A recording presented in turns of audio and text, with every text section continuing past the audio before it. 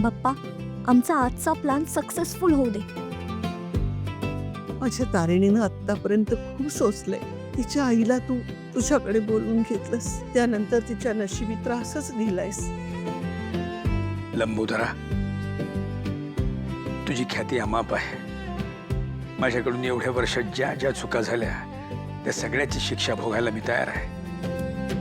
बाप्पा, माझ्या आईच्या गुन्हेगाराला शोधायला आणि केदारला त्याचं कुटुंब परत मिळवून द्यायला मी या घरात आली. सगळ्यांशी खोटं बोलून आली. त्यासाठी मला माफ कर. आणि ज्यासाठी एवढी मोठी रिस्क मी घेतेय ते माझे दोन्ही मिशन्स लवकरात लवकर पूर्ण होऊ देत. त्यासाठी मला साथ दे. बाप्पा, माझी इच्छा काय आहे तुला चांगलंच माहिती आहे.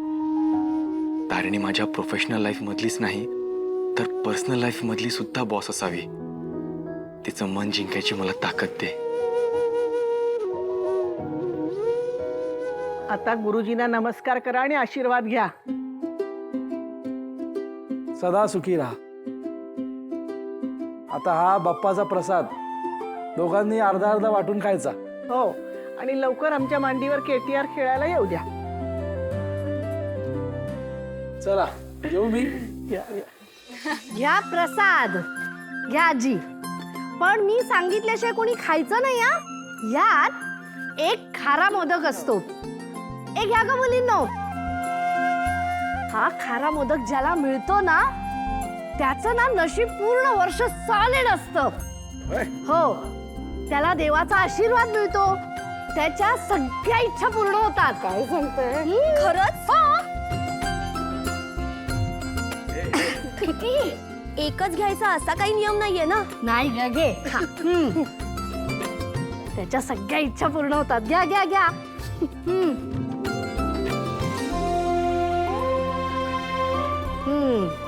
खायचा का? एक मिनिट. खाऊ? खा.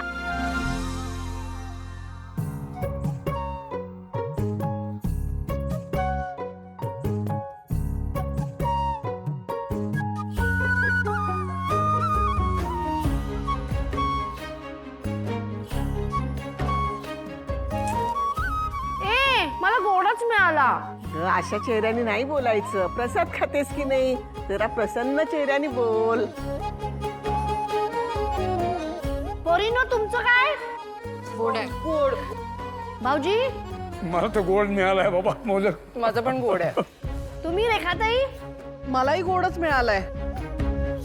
बाबू तुमचा गोड आहे. पण काय हरकत नाही, माझ्या सगळ्या इच्छा मी स्वतः पूर्ण करेन. निशू, तुला आलाय का ग?